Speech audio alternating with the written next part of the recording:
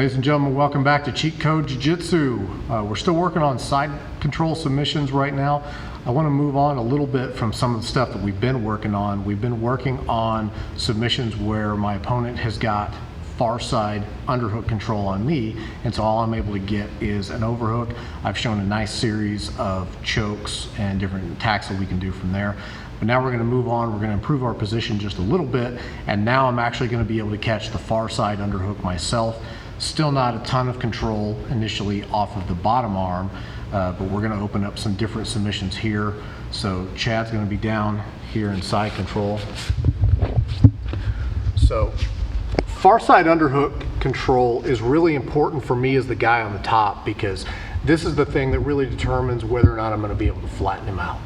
If Chad comes up and he's got an underhook on me, he can lift, he can elevate, he can raise, and it just becomes very, very difficult for me to get him back flat on the mat and maintain control. If I can get this far side underhook, I have the ability to drive him flat, or at least drive with pressure back in that direction, which is going to set up a lot of my submissions. So for this first submission, when I learned this, initially it was called the angel wings. I've heard it called by a few different other names. It's mainly a neck crank is the pressure you get, but I'm using this particular submission as a defense when I start catching the underhook and then he jumps up to his elbow here and starts elevating to try to put whizzer pressure down in this arm. I want to stop him from doing that. So what I'm going to do is when I catch my underhook here, when he comes up to his elbow, this is similar to a previous distraction submission that I used. This one is a little more high percentage though. I'm going to wrap over here and then I'm going right here to this elbow. What I want to do is I want to kick the elbow out and start pushing him down, and then I'm going to put a grip together behind his back.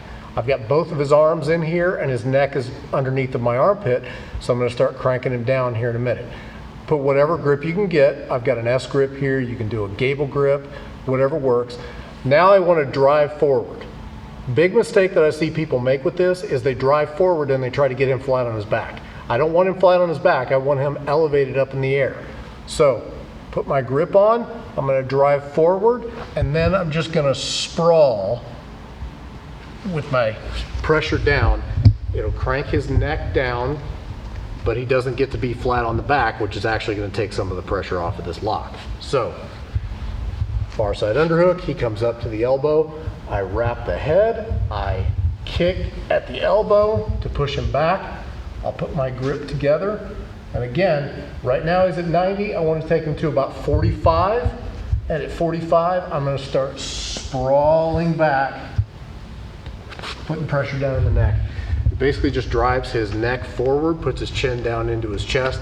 It's going to both neck crank him a little bit and also make it very difficult for him to breathe, because anytime you take the chin and jam it into the chest, it becomes really, really tough to breathe in. So you get a little bit of a choke, a little bit of a neck crank, and also it starts priming guys that whenever they get up on their elbow, you're going to knock that out and start doing really nasty submissions to them. So hopefully they stop doing that and we can have a little bit better control over it.